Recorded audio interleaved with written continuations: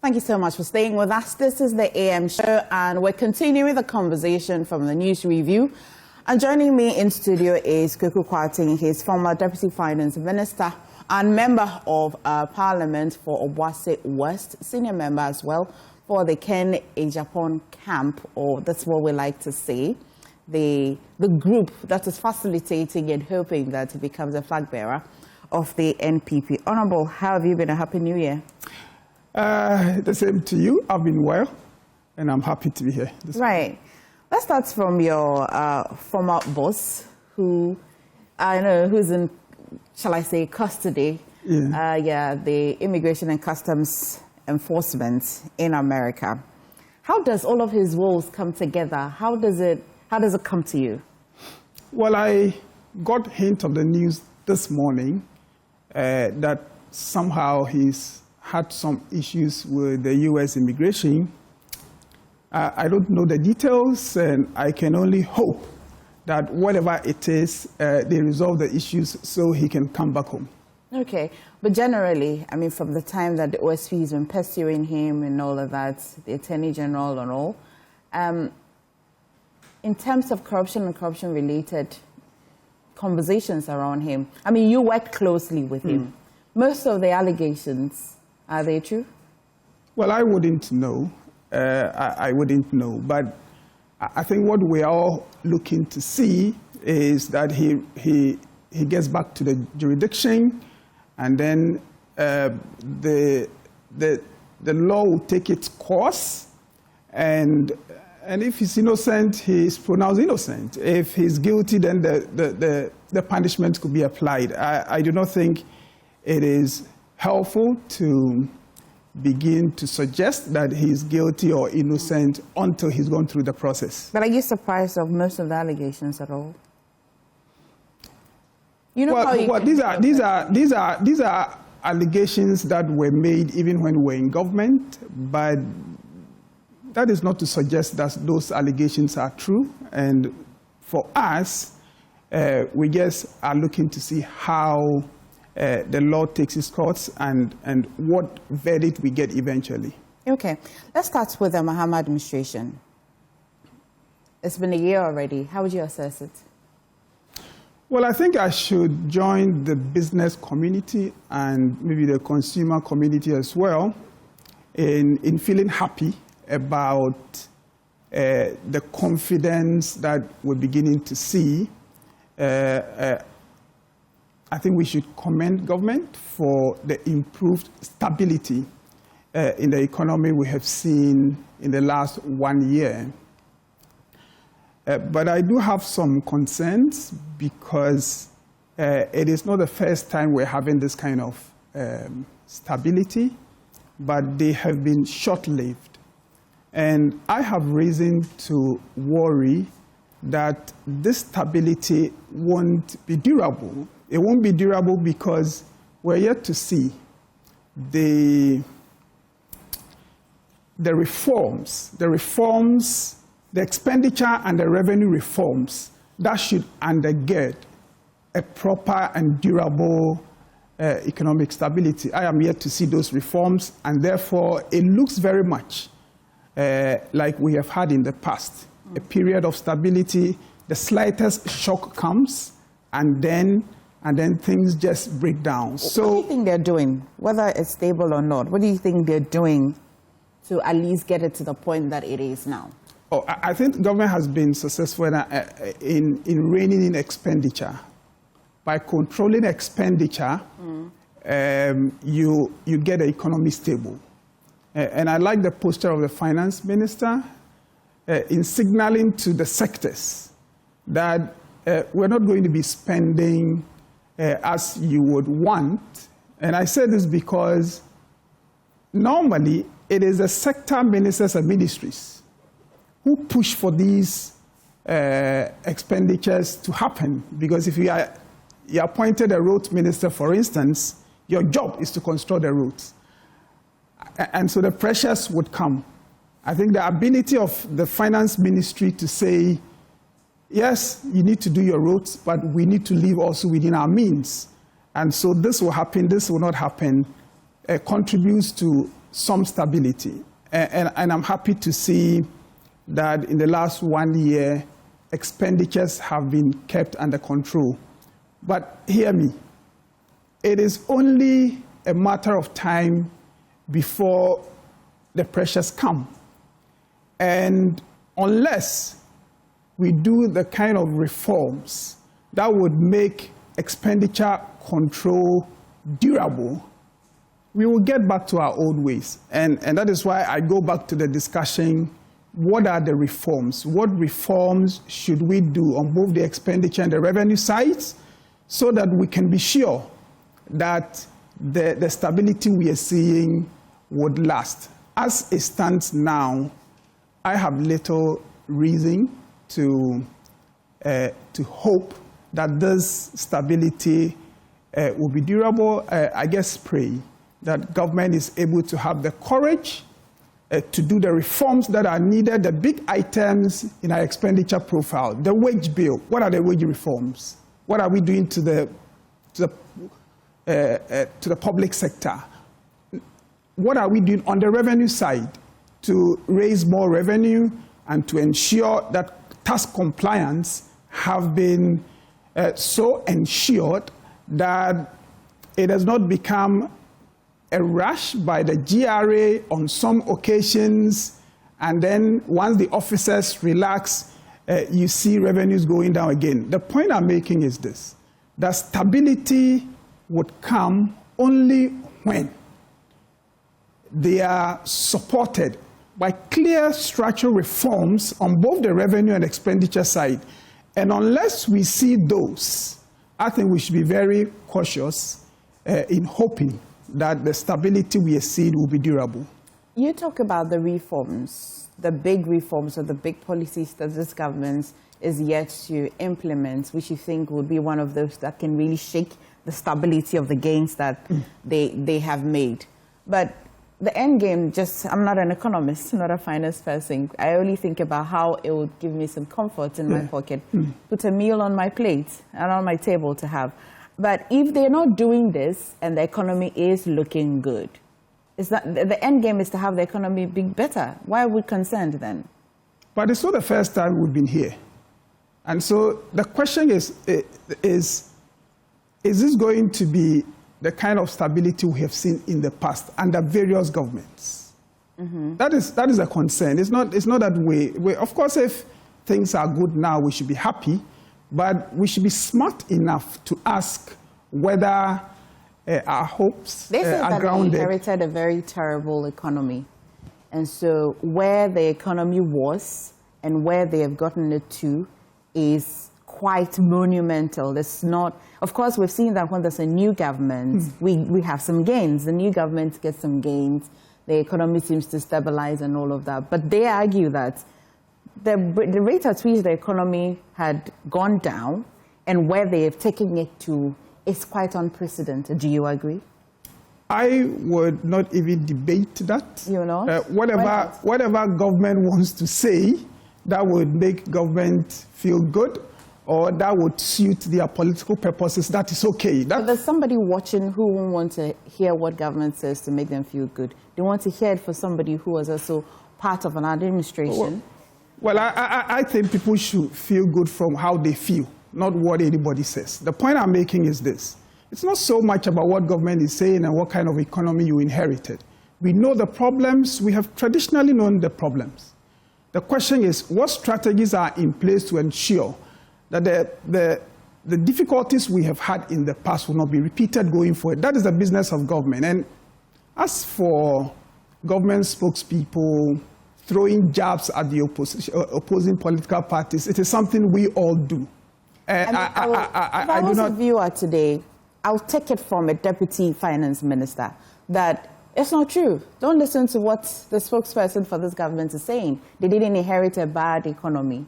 I will not leave the people to want to believe the jobs that you say that they. You know what you do? I think what you're trying to do is, so this is an NPP man and you want the headlines. That's no. If I can, economics is not politics. I know. Economics is numbers. Economics is data. It cannot be politics. We'll get into the politics very soon. That's okay. These are numbers that can be debated. I know. I don't know economics. But that is I'm asking you. That is your business as a journalist, to provoke discussions that are interesting, and your listeners want that. So I can understand. I would provoke discussions that are informative. Well, the figures are there. What I don't want us to do, you see, we have a country to build, all right? Exactly what we're doing. And what we want to do is to see where we are now, whether the strategies are enough, what can be done to improve it so that the future will look better than the past, all right? That's why I am hesitating in getting into discussions about whether what was worse, and we've had too much of that, and I have lost appetite for these partisan discussions. So the point I'm making is, government is entitled to say that we have seen, for instance, inflation now is some 5.5. That is a good thing, and that is better than the inflation the government inherited.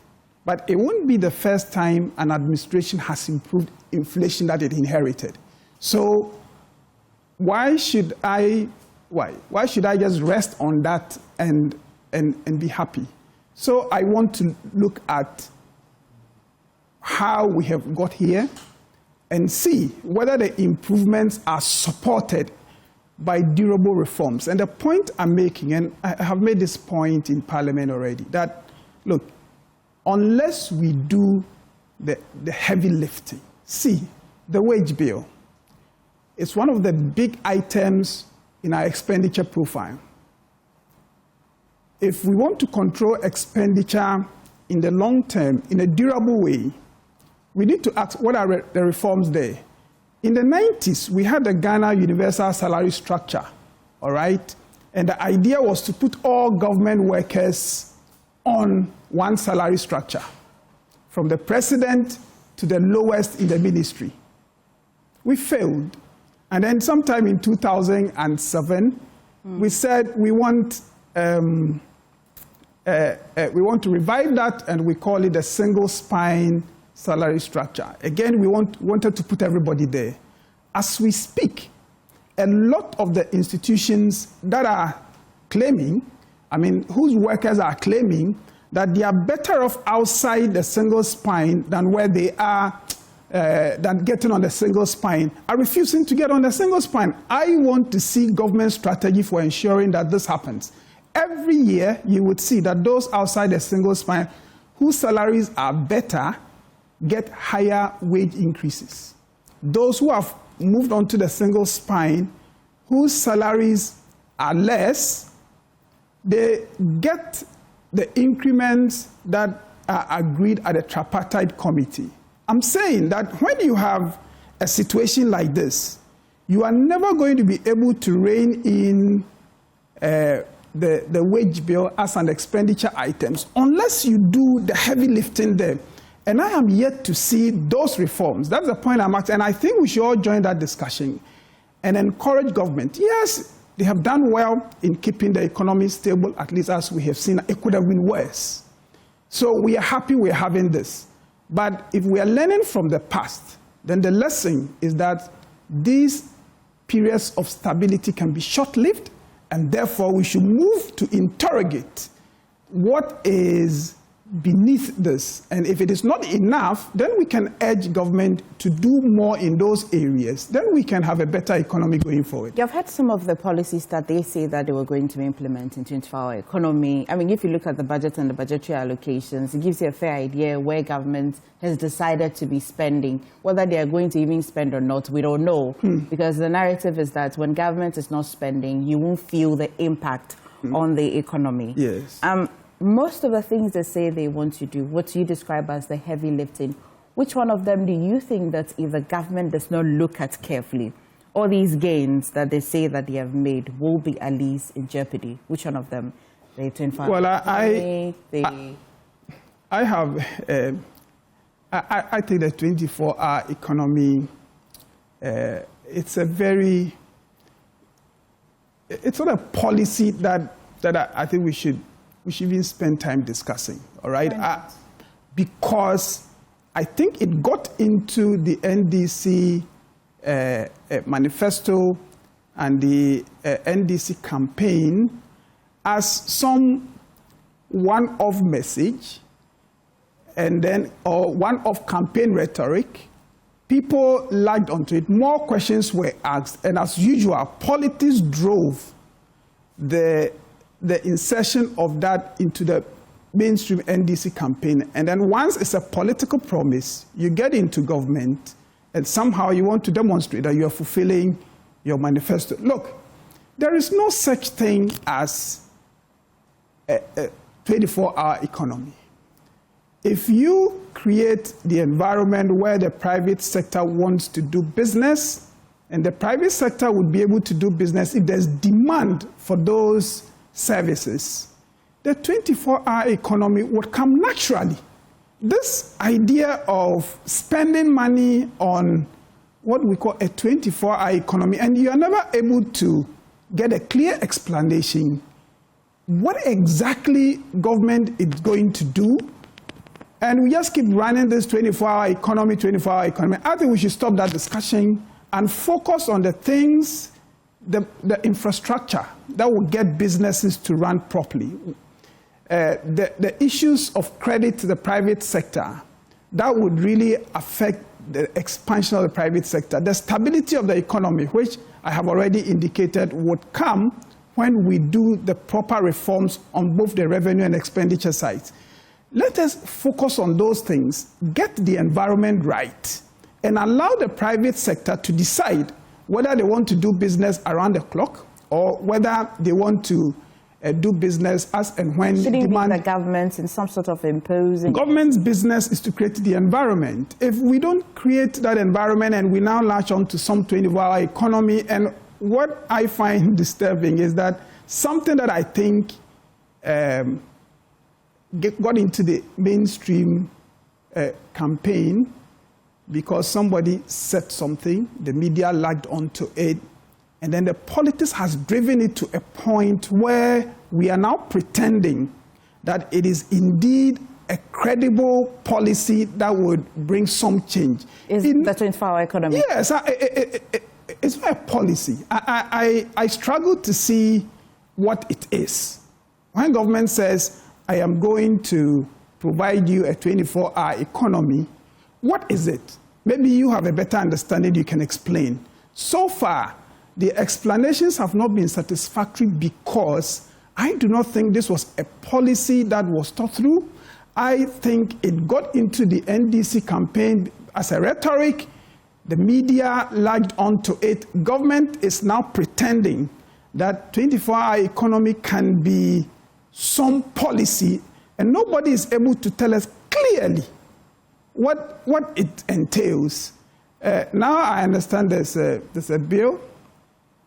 I'll be happy to see the bill, but to legislate what?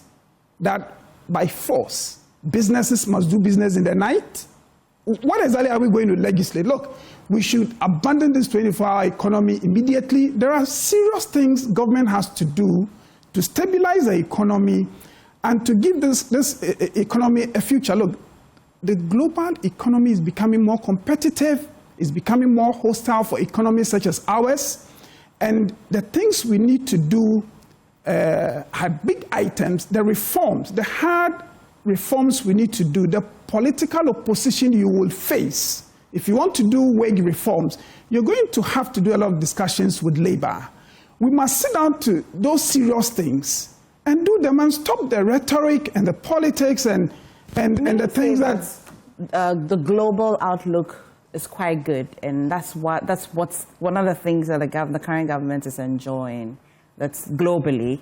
The previous government didn't enjoy this kind of outlook, and so if the government says that they're making gains, I see that you say you're concerned about sustainability. Yes. Of course, you're a politician. In fact, the economists say that they are also concerned about sustainability, how to sustain the gains. Do you foresee if the global outlook shakes a bit, how will it impact us as well? Do you foresee that? Well, it's obvious. If we have the kind of shocks we have seen in the past, under various governments visit us today, we won't survive. We won't survive because our economy is still very fragile. I'm not seeing the things we will do to make the economy resilient. Governments after governments have been very reluctant to do the reforms that are needed. And we come, we do the politics, and we get out of government, we blame each other. And then as soon as the next shock comes, our economy collapses onto the ground. I think we should begin to have a serious discussion about the fundamental things we need to do to get this economy resilient. We're not there yet. I am not seeing those reforms yet. I think... There's a VAT reform.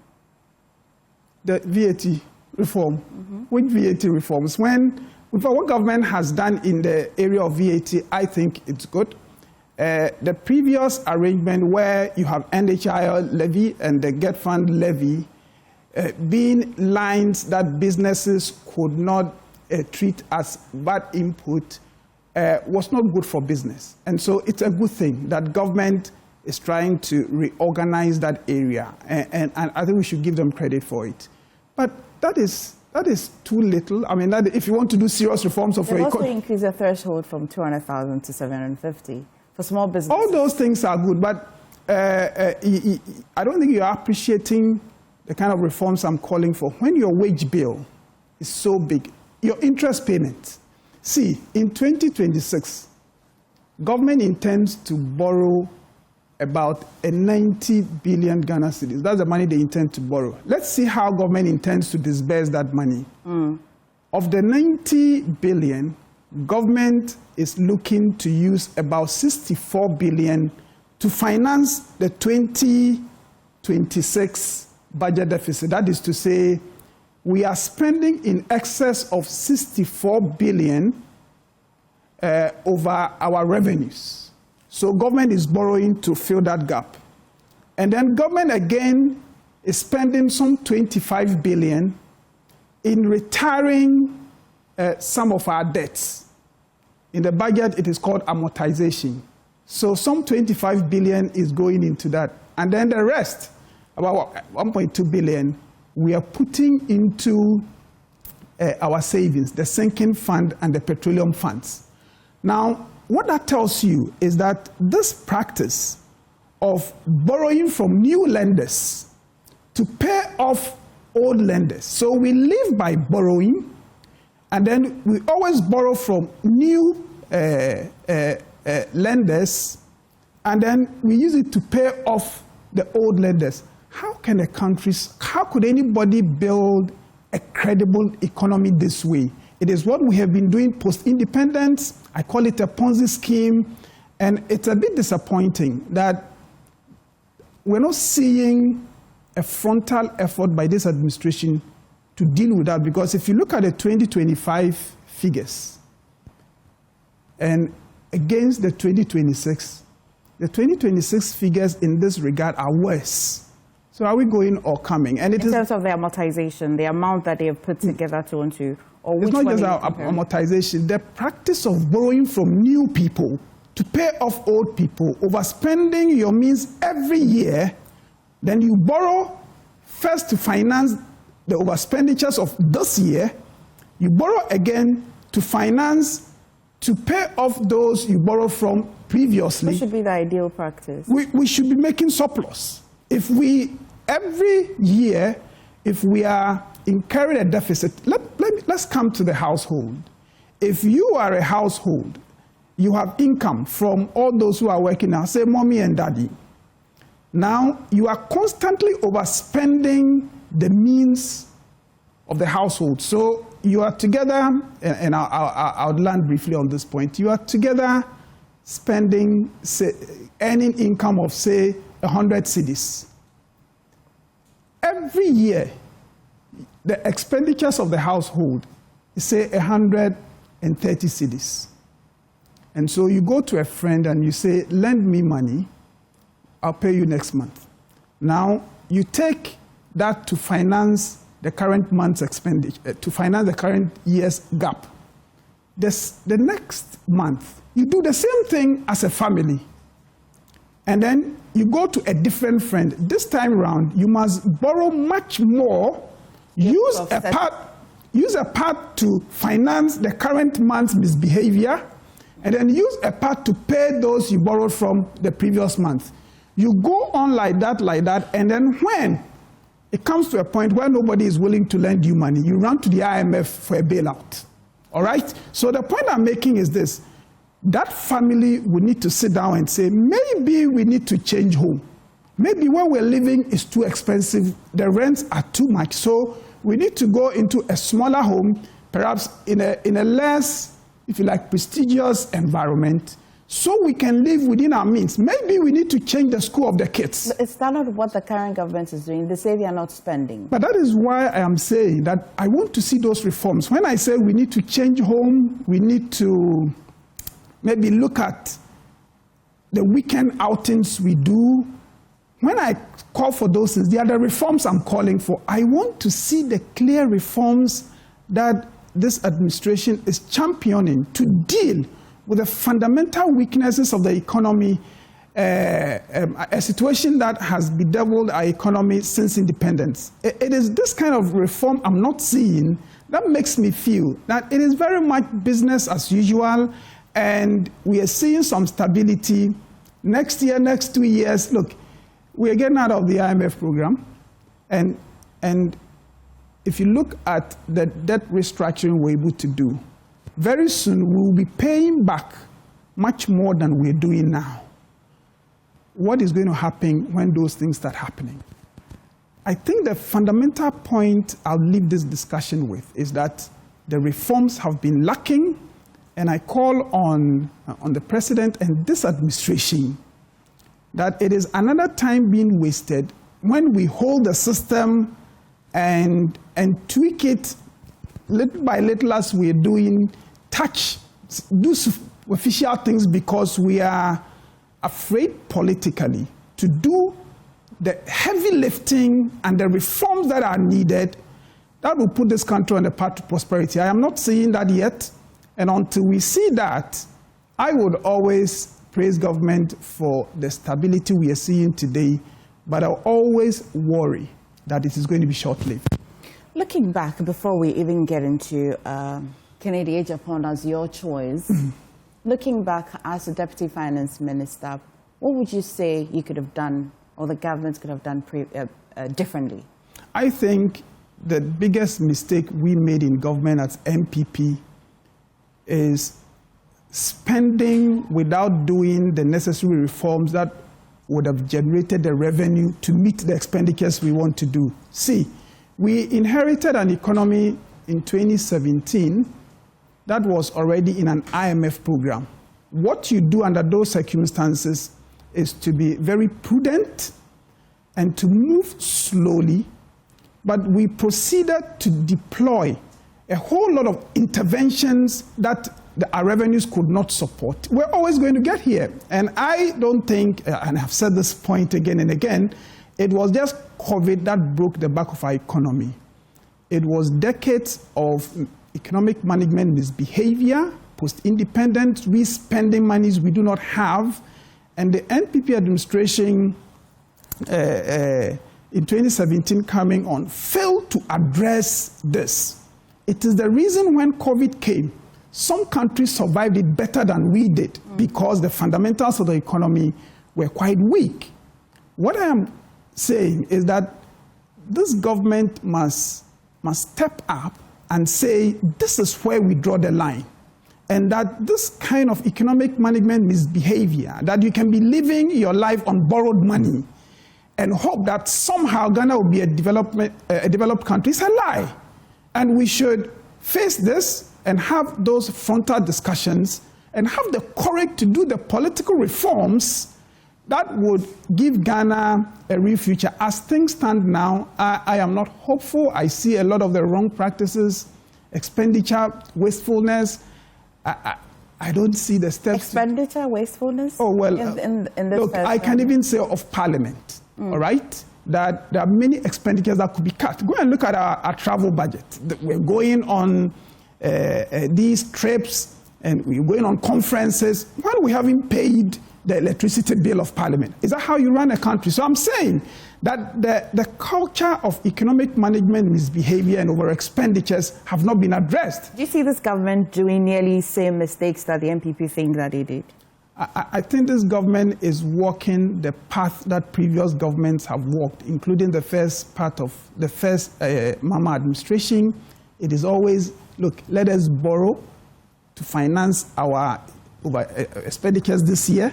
Let us borrow to pay back those we borrowed money from previously, and somehow when our time comes, we leave the scene. That is what I see, and that is why I'm saying that whilst we commend government for the stability we are seeing now, the fundamentals are still very weak, and I am not seeing those bold initiatives that government ought to deploy to give us a sense that we will not be here tomorrow. Why did you choose Ken Agyapong? I chose Ken Agyapong precisely for some of the reasons that I have stated. I have been in politics since my students' days. I was in TESCON. I was Honorable Kojo Redu Special Assistant. I was government spokesperson on finance. I was a deputy minister in the first Nado administration. I have sat in Parliament as the finance committee chair. I now chair the budget committee. What saddens me is the lack of political courage to confront the problems we have as a country frontally. We have reduced politics almost to come get what you can get for yourself as an individual, and when you leave the scene, that's it. The country will take care of itself. And the biggest motivation in politics today, it's not so much to fix the system for the collective good. Our biggest motivation as politicians, all of us included, it's almost how you can line your own pocket and appropriate the resources of the state for your own purposes. Now, the reforms that are needed to fix the system, a system that I think must be disinfected, would require a certain character. And when I look at the political landscape, I do not see any politician who has the courage and gives me hope that we can confront this unhelpful status quo in any meaningful way, except Kennedy Agyapong. Look, what has he done to give you this? It is not what he has done. It is his character. We are sick and tired of the suit-wearing, impeccable English-speaking politicians who come here, deliver beautiful speeches at the United Nations, and they come home and deliver very sloppy leadership that continues to plunge the future of our youth into some disadvantage. And I think it is time we wake up to see that the political leadership we have provided Ghanaians has been suboptimal as politicians, and therefore I want to see real reforms happen. I want to see people who can disrupt the status quo. The status quo of borrowing, awarding contracts, taking kickbacks, and then you leave a country getting poorer and poorer. You have a teeming youth. The youth we're churning out of our universities. What work are they going to do? We need the kind of leadership that has the courage, and I dare say that has the madness to confront the status quo and to give this country a chance of a better future. It is a reason I'm supporting Kennedy Agyapong. He has his faults, all of us do, but there is a character in him that I think Ghana needs now until we get that kind of ruthless leadership that is willing to disrupt the unhelpful status quo that has sent a country like Ghana to an IMF 19 times. If you add the structural adjustment program and HIPC, 19 times. A proud country like Ghana. Why? Would have taken the one that's, would have taken out of the 19, would have minused the assurances from Ken Ofori-Atta, won't go to the IMF. Unfortunately, we have to add it to make it 19. Well, yes. Yeah. Look, when we got into government as NPP in 2017, I remember the then President Nana Addo Dankwa Akufo-Addo was even uncomfortable with Ghana being in the IMF program and hoped that we could get out of the IMF program immediately. And the ministry, those of us at the ministry, needed to convince the bigger government that you can't do that because the market would hit us back badly. All right, so our desire as NPP never to get into the IMF was genuine. The reason we failed, and along the line we needed to eat humble pie and go for an IMF program, is that we failed to do the reforms that were required to really place Ghana in a position like Botswana that would say we would never need the IMF. We failed to do those reforms. So at some point, you needed to eat humble pie and to say, we said we wouldn't do it, but we're going to do it.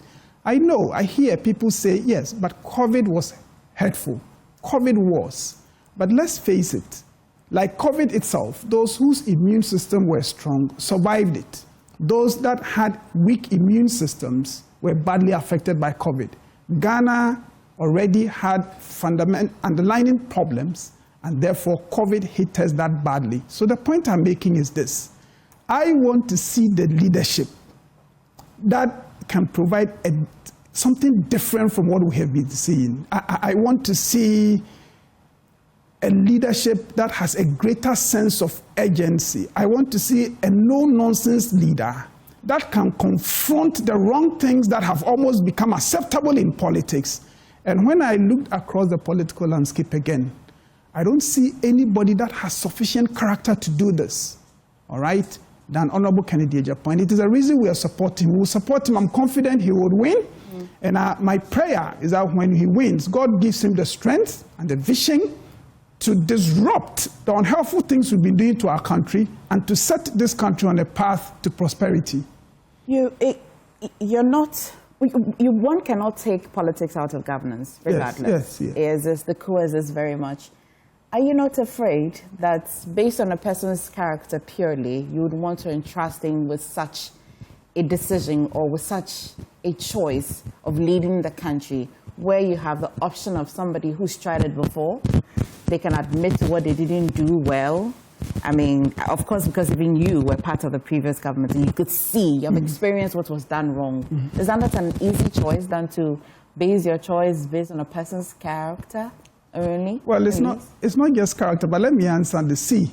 What you're saying, it is the comfortable way of going about things. And that is how we have treated the development of this country. We want to do the comfortable things. We want to have leaders, and if you're a leader, we want the one that is calm, the one that you can say anything to and he says, oh, it's okay. And that kind of fit the image.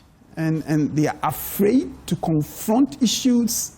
They are very good with the English and the theories, and we have been doing that again and again, and this country is getting worse and worse and worse. Our unemployed youth are getting more and more. The industry is not growing, and we want to continue doing things the same old way of getting the comfortable things done. I want a disruptor. I want somebody who can disrupt, and Kennedy Agyapong is the hope. The hope in terms of standing a chance of disrupting the culture, the subcultures in politics that continues to keep us back. That sends us to IMF, irrespective of which political party is in office. Sends us to IMF every now and then. I want a disruptor. And we have one in Honorable Kennedy Agyapong. I think Ghanaians must support him. Look, people like Kennedy Agyapong, they come once in a while in politics. How do you say so? When I say they come once in a while, you have your Kwame Nkrumah, for instance, all right, explodes on the scene. It wasn't that people were not fighting for independence. In fact, the lawyers and the big men of my tradition at the time also had strong feelings about getting his independence. Until Kwame Nkrumah exploded on the scene and said, look, I have seen what these guys have done in South Africa, if you allow them to take roots, it would cost a lot more bloodshed to get our independence. So we want the independence now. People like that have a character and a sense of agency to cause things to happen. And those people, when they explode on the scene, they always bring about change.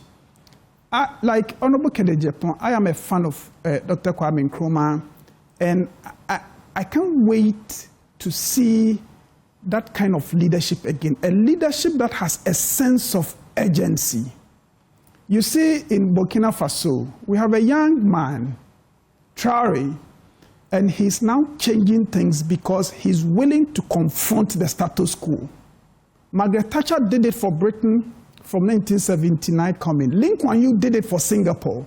We are sick and tired of the administrators, all right, who have no clear vision and passion to change things. They just want to get power and run around power and do the propaganda, borrow, give contracts, and we do that and we leave power. Are you concerned about the role a political party will play in even governance, especially when the person, Kennedy Agyapong, you've said all the fine things about him, but are you concerned that regardless, if he becomes a flag bearer, the political party, the vision of the party as well, and what they would want for a country would also come to play? Well, that is there, but look, a great leader has a way of bringing people along. The discussion we're having this morning, it's not the first time, this is not the first time we're having this kind of discussion as a country. There are a lot of people out there who are sick and tired of the kind of political leadership they've been getting. In the last election, as we went around campaigning, look at the voter turnout. The reason it was low was that people think this democracy is not delivering for us. We don't want to go and queue and vote for people who come and they don't confront our problems. Look, even the NDC that won, for instance, in the Volta region, the NDC presidential candidate got less votes in 2024 than he did in 2020. What should that tell you? That tells you that the population of Ghanaians who are beginning to lose confidence in the political elite and who think that this democracy is not delivering are getting more and more. And it is a reason, unlike in the early 90s, now Ghanaians say, well, if it is a soldier man who will fix this country, why not? I'm coming. I'm making the point that people are saying that because they are sick and tired of the kind of political leadership they are getting. What I am saying to you is that to stand a chance of disrupting that unhelpful status quo and giving Ghana a different direction, you would need a certain character. And at this point, for us in the NPP, I think it's Kennedy Agyapong who has that character. The party will rally around him. Look, when a leader articulates a clear vision and demonstrates that they have the character to prosecute that agenda, trust me, people will fall in line. It's not just the NPP as a party that will fall in line. Many Ghanaians that would see that this feels different, trust me, would follow him. And I believe that he also has the charisma to assist the party to win the next election in 2028. I think of all the candidates that have presented themselves, Kennedy Agyapong stands the chance of leading the party to victory in 2028 for two reasons. Not only is he an unconventional politician, a different kind of politician, he also has the strength of character that you would require for a party to have when you're going into an election that from Ablekuma North and Akwetia has the tendency to be violent. You need a character that the opposition would look at and say, look, it is in our collective interest that we do this thing peacefully, because this is a character that can match us, if you like, boot for boot. That is also there. But for me, it is even not just winning political power, all right, that makes me like Honorable Kennedy Agyapong. I have been in parliament with him, and I am telling you that that kind of character, you don't get them often in politics. Look, the kind of character that the Kwame Nkrumahs, the Lee Kuan Yews, the Margaret Thatchers, the Traorés, they don't come every now and then. If in your generation you are lucky to have one, you grab him. I think Kennedy Agyapong is cast in that mood, and some of us would just love to see how a Kennedy Agyapong presidency would look like. Yes, the race is going very well. I think this election, NPP primaries, would produce an outcome that would surprise many, because I have seen many of my colleagues assume that a certain outcome is going to happen because of where we're coming from. We all voted for a candidate in 2024, and it is hard for people to believe that such a candidate could be upstaged. What is he telling delegates, though? We are telling delegates that we are sick and tired of the bad governance. They believe it? They do. Look, the things I'm saying this morning, you should hear me discuss that with delegates and tell them. They feel the same? They feel, but do you not feel the same? Do you like, look, Ghana at independence was on the same level with Singapore. Are you happy with where we are? And what has contributed to where we are? What has contributed to where we are is the kind of timid leadership that is interested in lining our own pockets, borrowing, awarding contracts, taking kickbacks. And then in the end, if I can finish on this important point, and then in the end, we just leave the scene, get into opposition, start blaming the government for things that we ourselves also did when we were in government, and hope that, oh, Ghanaians will just change us. That is what has happened.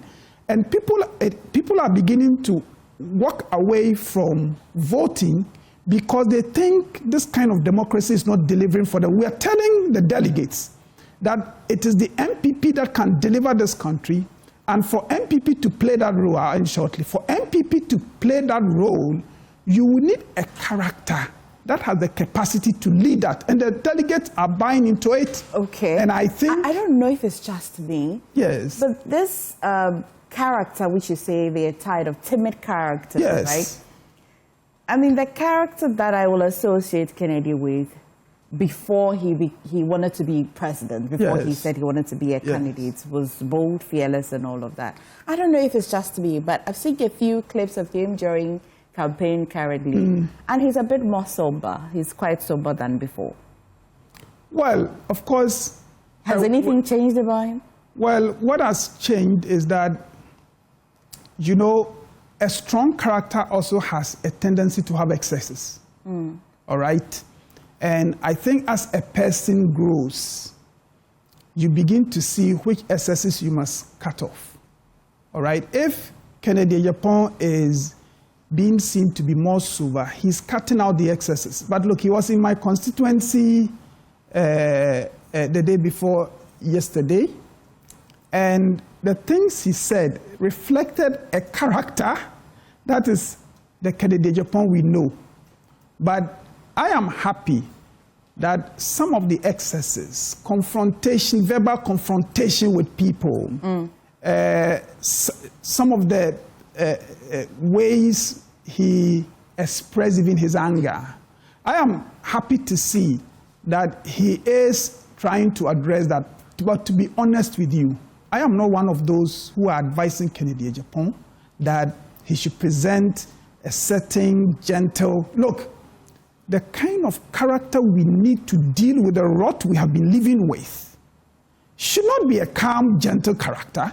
And so, when people advise him and they say, well, it might be for electoral reasons that Ghanaians have a way of seeing their leaders. So try and play that. Maybe that helps. I don't know. But for me, people don't want to experiment. They're afraid to experiment. Look, for election, when your country has been going to IMF every 3 years and a half. What is there not to experiment anymore? Why do you want to maintain it? You have to experiment. You need to do something different. And there's a saying in Akan that says, So usro our jaya, unya our papada. Unless Ghanaians divorce this timid kind of leadership that is just interested in self-aggrandizement, a leadership that thinks that we are in this for ourselves. If Ghanaians don't want to divorce that leadership, we are never going to get a good spouse. What's your greatest fear of the choice you've made?